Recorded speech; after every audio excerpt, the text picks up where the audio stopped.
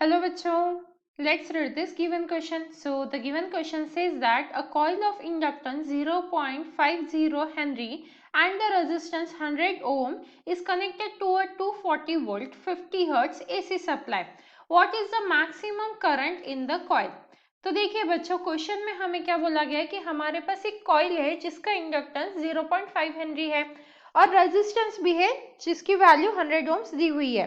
अब ये दोनों कंपोनेंट्स 240 वोल्ट के एसी सप्लाई से कनेक्टेड है जिसकी फ्रीक्वेंसी 50 हर्ट्ज है। तो हमें फाइंड आउट क्या करना है, maximum current in that coil. तो इस क्वेश्चन को सॉल्व करने के लिए हमारा की कंसेप्ट क्या रहेगा? की concept to solve this question is, देखिए यहाँ पे सबसे पहले हम एक इम्पीडेंस का फॉर्मूला देखेंगे। जब कॉइल और रेजिस्टेंस दोनों होता है तो दोनों की वजह से जो अपोजिशन प्रोवाइड होता है करंट को, वो हम कैसे कैलकुलेट कर सकते हैं? Z मतलब इम्पीडेंस। तो इसकी वैल्यू क्या हो जाती है हमारी? R square plus XL square. अब ये जो XL है ये क्या है? इंडक्टिव रिएक्टेंस है। इस XL की वैल्यू क्या होती है? ओमेगा इंटू L होती है। तो अल्टीमेटली फॉर्मूला क्या आ जाएगा हमारा? Z इज इक्वल टू आ जाएगा R square plus omega square into L square. तो इस फॉर्मूला से हम इम्पीडेंस फाइंड आउट कर सकते हैं। अब हमें क्वेश्चन में क्या गिवन है वो देख लेते हैं। सबसे पहले तो गिवन क्वांटिटीज हम लिख लेते हैं। तो गिवन क्वांटिटीज में हमें रेजिस्टेंस की वैल्यू दी है 100 ओम्स, तो ये आ गया हमारा 100 ओम्स। फिर हमारे पास वोल्टेज मतलब एसी सप्लाई की वैल्यू है दैट इज 240 वोल्ट। फिर हमें फ्रीक्वेंसी की भी वैल्यू गिवन है, तो F इज इक्वल टू क्या है हमारा? 50 हर्ट्ज। तो हमें फ्रीक्वेंसी गिवन है। देन इसी के साथ हमारे पास इंडक्टेंस की वैल्यू है, तो L की वैल्यू इंडक्टेंस किससे शो किया जाता है? L से। तो ये क्या है? 0.50 हेनरी। तो ये इंडक्टेंस की वैल्यू भी हो गई है। अब देखिए हमें फाइंड आउट क्या करना है? मैक्सिमम करंट, मतलब हमें आई नॉट की वैल्यू फाइंड आउट करनी है। आई नॉट के लिए हमारे पास वी नॉट ऑलरेडी गिवन है।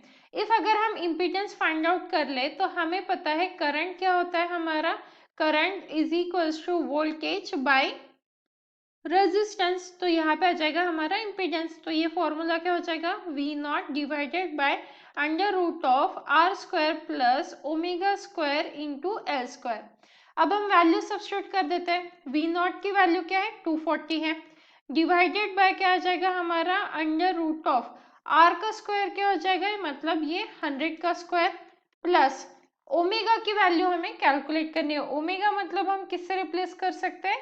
यहाँ पे ओमेगा मतलब ट्वाइस पाई एफ से हम रिप्लेस कर सकते हैं क्योंकि ये फ्रीक्वेंसी है। तो ओमेगा के बदले हम क्या लिखेंगे यहाँ पे? ट्वाइस पाई इंटू फ्रीक्वेंसी कितनी है? 50। तो इसका स्क्वायर, क्योंकि यहाँ पे ओमेगा का स्क्वायर था। फिर क्या आ जाएगा? इंटू एल का स्क्वायर मतलब इंडक्टेंस। तो ये आ जाएगा 0.5 का स्क्वायर। अब इसे सॉल्व कर लेंगे और आई नॉट की वैल्यू फाइंड आउट कर लेंगे। तो I naught is equal to क्या हो जाएगा हमारा? 240 divided by under root of, यहाँ पे क्या आ जाएगा? 10 रेज टू द पावर 2 का स्क्वायर है तो ये आ जाएगा 10 raise to the power 4 plus 2 का स्क्वायर मतलब 4 आ गया। यहाँ पे हो जाएगा हमारा पाई स्क्वायर। देन 50 का स्क्वायर मतलब हो जाएगा हमारा इंटू 25 एंड 0 एंड 0। देन 0.5 का स्क्वायर क्या आ जाएगा हमारे पास? मल्टीप्लाइड विथ 25, तो ये आ जाएगा 0.25 क्योंकि स्क्वायर फाइंड आउट कर रहे हैं। अब क्या करना है हमें? इसे सॉल्व करना है। तो यहाँ पे देखिए 2 जीरो है और ये 2 डिजिट के पहले डेसिमल है, तो ये हमारा कैंसिल आउट हो सकता है। तो यहाँ पे आ जाएगा 240 divided by under root of 10 raise to the power 4 plus 4 pi square. तो यहाँ पे आ जाएगा हमारा 4, तो ये हो जाएगा 4 पाई स्क्वायर और ये आ जाएगा इंटू 25 इंटू 25। अब हमें इसे भी सॉल्व करना है और फाइनल आंसर फाइंड आउट करना है।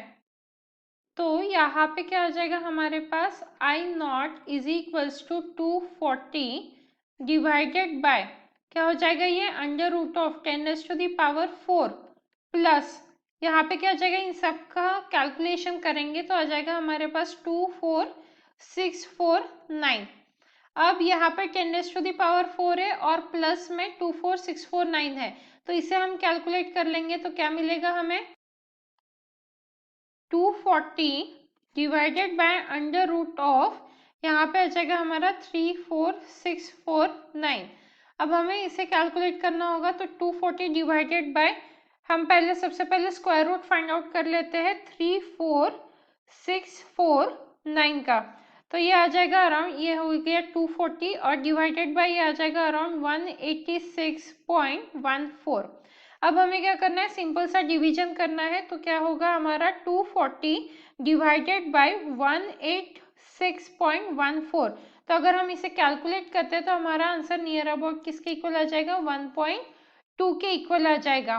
तो ये हमारे पास क्या आया है, मैक्सिमम करंट आया है इन द कॉइल।